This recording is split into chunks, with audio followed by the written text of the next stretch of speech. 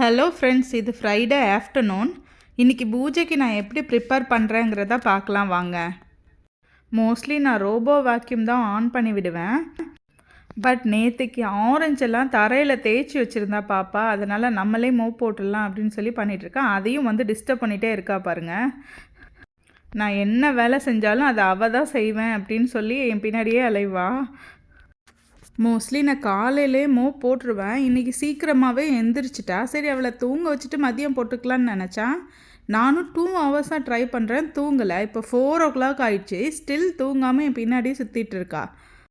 நெய்வேத்தியத்துக்கு கொண்டக்கடலை சுண்டல் செய்யலான்னு சொல்லி காலையிலே ஊற வச்சுருந்தேன். அதையும் குக்கரில் போட்டு வேக வைக்கிறேன். இந்த குக்கர் ஒரு வாரமாகவே மக்கர் பண்ணிகிட்ருக்கு.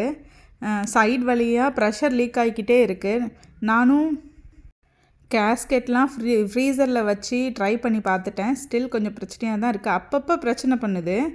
இன்றைக்கி 2 ரவுண்ட் துணி வாஷிங் மிஷினில் போட்டு காய போட்டிருந்தேன். வருண பகவான் இன்றைக்கி கைவிடல. மழை வர மாதிரி இருந்தது, பட் வரல, தப்பிச்சிட்டேன். அப்புறம் பூஜை பொருட்கள்லாம் ஏற்கனவே க்ளீன் பண்ணி காய வச்சுருந்தேன். அதை எடுத்து பொட்டு வச்சிட்ருக்கேன். பாப்பா தூங்கிட்டா, அதான் பொட்டு வைக்க வரல. இல்லைன்னா அவள் தான் நான் பொட்டு வைப்பேன்னு சொல்லி செஞ்சிட்ருப்பா.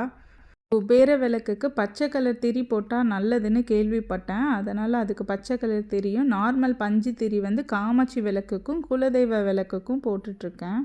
காமாட்சி விளக்குக்கு நெய்யும் மற்ற 3 விளக்கும் நல்லெண்ணெய் ஊற்றி தான் ஏற்றுவேன். அடுத்தது குலதெய்வ செம்பு ரெடி பண்ணுறேன். அதுக்கு ஒரு செம்பில் தண்ணி, பன்னீர், பச்சை கற்பூரம், ஒரு பூவும் வச்சு அது வைக்க வேண்டிய இடத்துல வச்சிடுறேன். அடுத்தது அபிஷேக ஸ்டாண்ட் வச்சு அதில் மகாலட்சுமி, முருகர், அன்னபூர்ணி தேவி 3 பேரையும் வச்சு அபிஷேகம் பண்ணுறேன். 5 பொருட்களால் அபிஷேகம் பண்ணுறேன். பால், தேன், சந்தனம், மஞ்சள் அண்ட் பன்னீர். ஒவ்வொரு அபிஷேகத்துக்கு அப்புறமும் சந்தனம், குங்குமம் வச்சு தீபாராதனை காட்டணும். அப்புறம் தண்ணி ஊற்றி கழுவிட்டு தான் அடுத்து செய்ய வேண்டிய பொருளை வச்சு அபிஷேகம் பண்ணணும். அபிஷேகம் முடிஞ்சதும் சாமியை எடுத்து அவங்களோட இடத்துல வச்சிடணும். அப்புறம் அபிஷேகம் பண்ண இடத்த க்ளீன் பண்ணிவிட்டு நான் விளக்கேற்றுறேன். வேக வச்ச சுண்டலை அப்படியே செஞ்சுட்டு வந்துடலாம். கொஞ்சம் எண்ணெய், கடுகு, உளுந்தம் பருப்பு, காஞ்ச மிளகாய், கருவேப்பிலை, அப்புறம் சுண்டல், கொஞ்சம் தேங்காய் பூ போட்டு, உப்பு நான் வேக வைக்கும் போதே போட்டேன், அதனால் நான் அது போடலை. வதக்கி எடுத்துக்கலாம், அவ்வளோதான். அப்புறம் முழு தேங்காயும் உடச்சி எடுத்துக்கிட்டேன். அப்புறம் 2 ஆப்பிளும் வச்சுருக்கேன் நெய்வேத்தியத்துக்கு.